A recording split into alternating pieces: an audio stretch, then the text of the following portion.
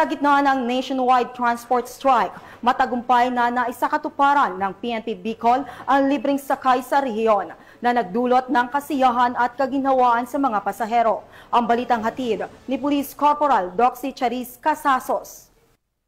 Isa na nitong Setyembre 18, taong kasalukuyan, ang programang libreng sakay ng Police Regional Office 5 sa pamumuno ni Police Brigadier General Nestor C. Babagay Jr., Regional Director sa iba't ibang bahagi ng rehiyon bilang tugon sa 3 araw na nationwide transfer strike.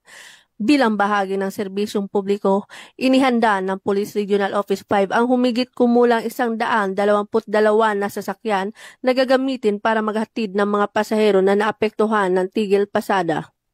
Kabilang sa mga sasakyang ito ang mga patrol cars, trucks at iba pang uri ng service vehicles ng pulisya na maaaring magsakay ng maraming pasahero upang matulungan ang mga manggagawa, estudyante at iba pang sektor na umaasa sa pampublikong transportasyon sa kanilang araw-araw na biyahe.